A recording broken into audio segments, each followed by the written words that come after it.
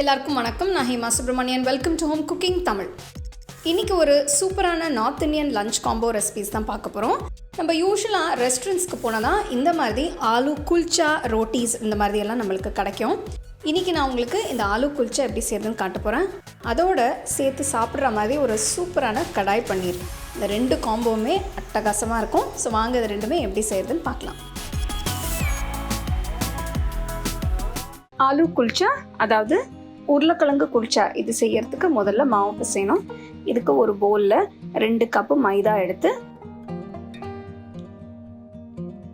இதில் 1/2 teaspoon baking powder, 2 teaspoon சர்க்கரை, 1/2 teaspoon உப்பு ஒரு வாட்டி மிக்ஸ் பண்ணி இதில் அடுத்தது 2 டீஸ்பூன் எண்ணெய்,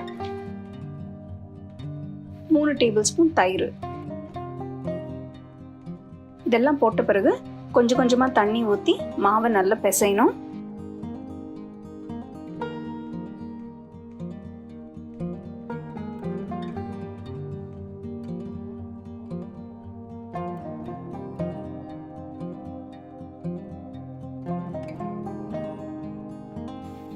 இப்போ பார்த்தீங்கன்னா மாவு நல்லா பிசைஞ்சாச்சு, எல்லாம் சேர்ந்து வந்திருக்கு. இப்போ இதில் 1 டீஸ்பூன் எண்ணெயை தடவி ஈரத்துணி போட்டு ஒரு 30 நிமிஷத்துக்கு மூடி வைக்கணும்.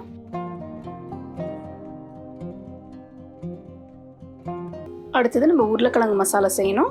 இதுக்கு 4 பெரிய உருளைக்கிழங்கு சுத்தமாக கழுவி ப்ரெஷர் குக்கரில் வச்சு தேவையான அளவு தண்ணியை ஊற்றி ஒரு 4-5 விசிலுக்கு ப்ரெஷர் குக் பண்ணி வச்சுக்கோங்க.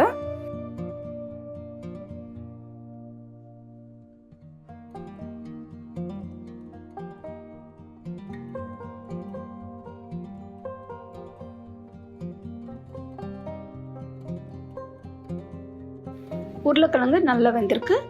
ஆற விட்டு தோல் எடுத்துட்டு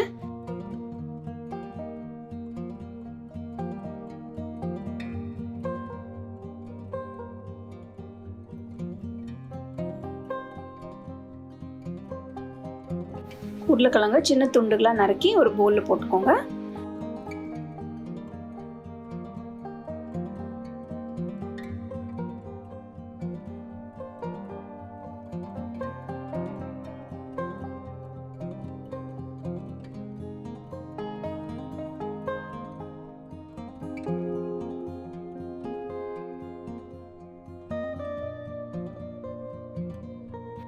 அடுத்தது இதில் பொடியாக நறுக்கின வெங்காயம் கொஞ்சம்,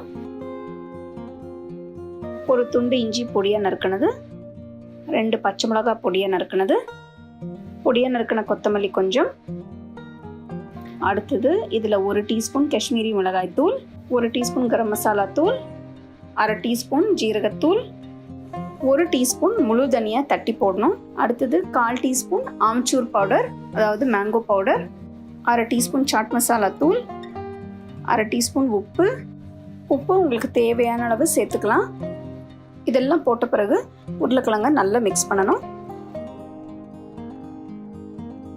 கையால் பிசைஞ்சிங்கன்னா மசாலா நல்லா சாஃப்டாக இருக்கும்.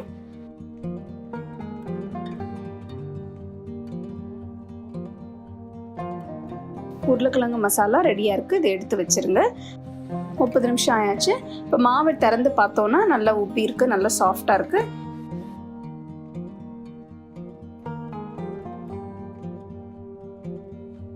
இப்போ மாவை எடுத்து கையாலேயே அதை தேய்க்கணும்.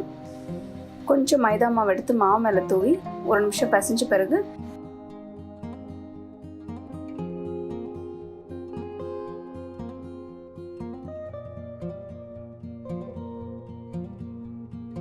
மெதுவாக கையாலே அமுக்கி இப்படி விரிக்கணும்.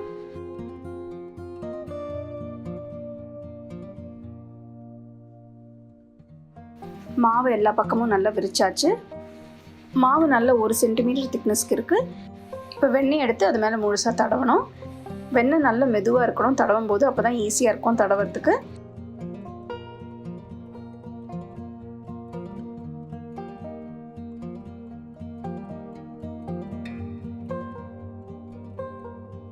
இப்போ எல்லா பக்கமும் தடவின பிறகு தேய்ச்சி வச்ச ரொட்டியை 2 பக்கத்துலேருந்து நடு பக்கத்துக்கு ஃபோல்ட் பண்ணணும். இது எப்படி செய்யணும்னு பாருங்கள். இது செஞ்ச பிறகு லேசாக அமுக்கி திருப்பி இது மேலே கொஞ்சம் வெண்ணெயை தடவி திருப்பி இன்னொரு வாட்டி ரோல் பண்ணணும்.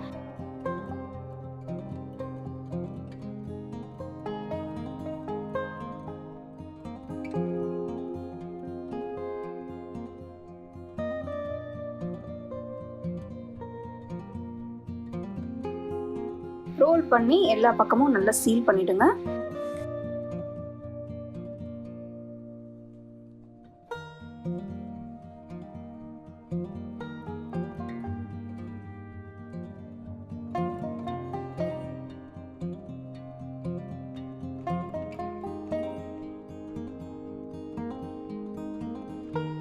சீல் பண்ண பிறகு மாவை சின்ன உருண்டைகளா பிரிக்கணும். இதுக்கு ஒரு கத்தி வச்சு மாவை ஈக்குவல் போர்ஷன்ல வெட்டிக்கோங்க.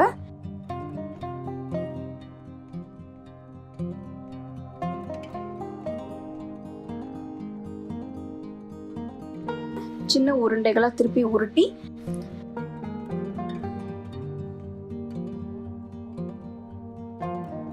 இன்னொரு 20 நிமிஷம் ஈரத்துணி போட்டு மூடி வைக்கணும்.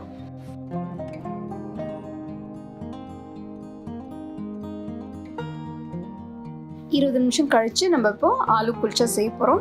இதுக்கு ஒரு உருண்டை எடுத்து கையாலேயே மெதுவா அதை அமுக்கணும். உருட்டைக்கட்டை வச்சு ஏன் தேய்க்கலைன்னா மாவு ரொம்ப சாஃப்டா இருக்கிறதுனால கையாலேயே மெதுவாக தேய்ச்சாலே அது நல்லா விரியும்.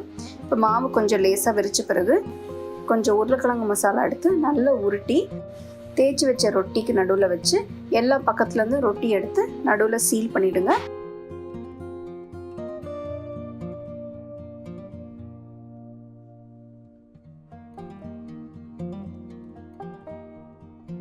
சீல் பண்ண பிறகு மெதுவாக கையாலே அதை அமுக்கி தேய்ச்சிருங்க.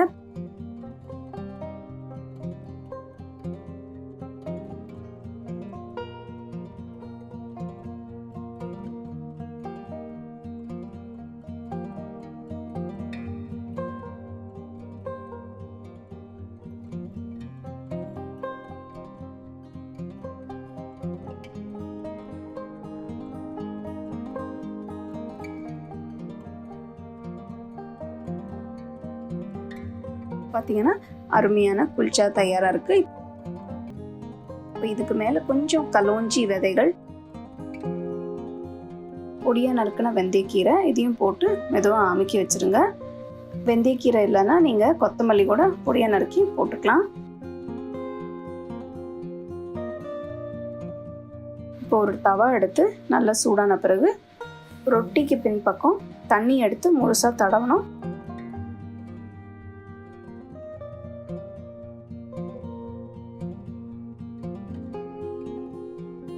தண்ணி தடவின பிறகு தவா மேலே போட்டுருங்க. தவா மேலே போட்ட உடனே ரொட்டி நல்லா ஒட்டிக்கும். இப்போ அந்த தவாவை எடுத்து டைரெக்டாக நீங்கள் அதை நெருப்பில் காட்டணும். ரொட்டியை மெதுவாக நெருப்பில் சுடணும்.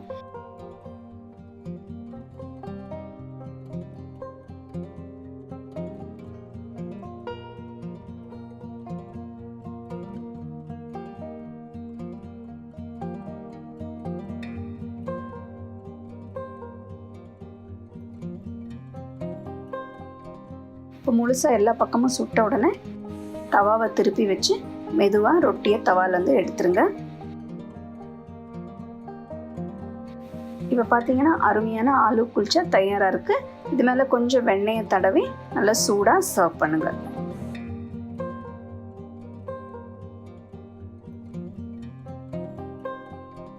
இந்த ரெசிபி நீங்கள் பார்த்தீங்கன்னா நிறைய டெக்னிக்ஸ் இருக்குது. இதை நீங்கள் நல்லா ஃபாலோ பண்ணிங்கன்னா ஆலு குல்ச்சா அருமையாக வரும். ஸோ கண்டிப்பாக இது நீங்கள் ட்ரை பண்ணி பாருங்கள்.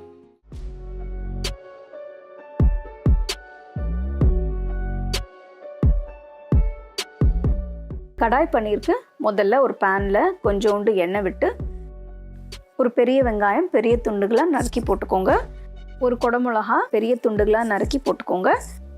வெங்காயமும் குடமிளகாவும் ஒரு 2 நிமிஷம் நல்லா வதக்கணும். இப்போ காய்கறி கொஞ்சம் சாஃப்டாக இருக்குது.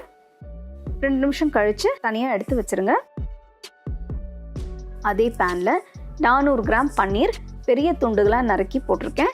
பன்னீரை நல்லா கோல்டன் ப்ரௌன் கலர் வர வரைக்கும் ரோஸ்ட் பண்ணி தனியாக எடுத்து வச்சுருங்க.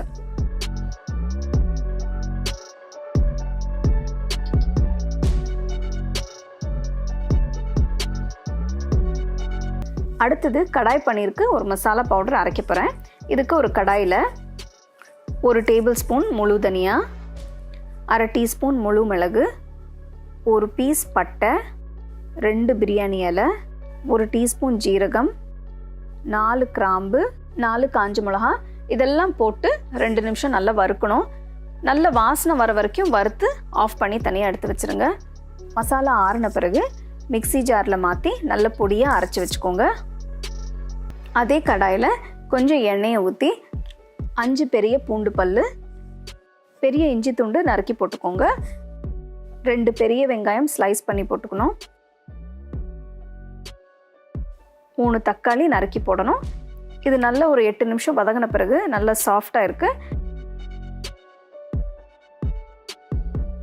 இது ஆற வச்சு மிக்ஸி ஜாரில் மாற்றி நல்ல பேஸ்ட்டாக அரைச்சி வச்சுக்கோங்க.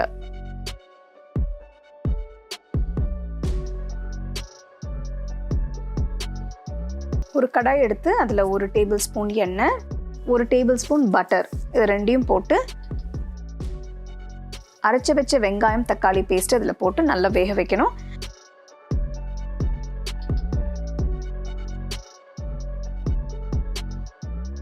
பச்சை வாடை போய் தண்ணியெல்லாம் வத்துற வரைக்கும் நல்லா குக் பண்ணணும். இப்போ பார்த்தீங்கன்னா இந்த மசாலா பேஸ்ட் நல்லா திக்காக இருக்குது.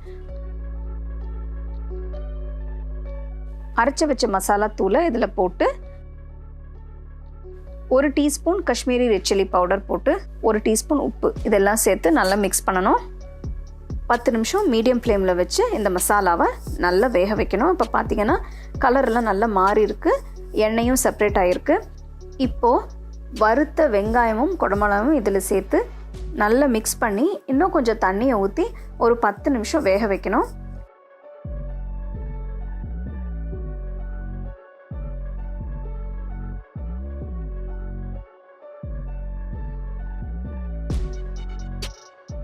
பத்து நிமிஷம் கழித்து பார்த்தோன்னா கிரேவி நல்லா திக்காக இருக்குது, எண்ணெயும் செப்பரேட் ஆகிருக்கு. இந்த டைமில் நீங்கள் வறுத்து வச்ச பன்னீர் பீசஸை போட்டு நல்லா மிக்ஸ் பண்ணிடுங்க. பன்னீர் பீசஸ் போட்ட பிறகு ஒரு 2 நிமிஷம் கழித்து 1 டேபிள் ஸ்பூன் ஃப்ரெஷ் க்ரீம் போட்டு கொஞ்சம் கசூரி மேத்தியும் தூவி விட்டு சூடாக சர்வ் பண்ணுங்கள். இது ரோட்டி நான்கெல்லாம் ரொம்பவே நல்லாயிருக்கும். கண்டிப்பாக உங்களுக்கு இந்த ரெசிபி பிடிச்சிருக்கும்னு நினைக்கிறேன். நீங்கள் வீட்டில் ட்ரை பண்ணி பாருங்கள்.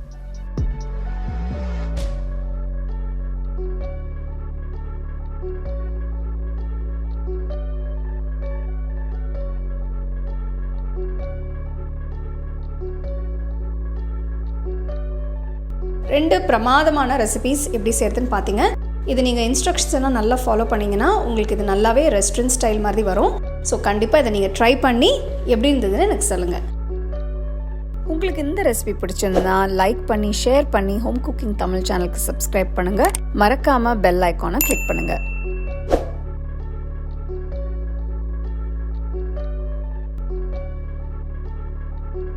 The second edition of our home cooking book is now available on our website 21frames.in. I'll give you the link in the description. You can go and check it out.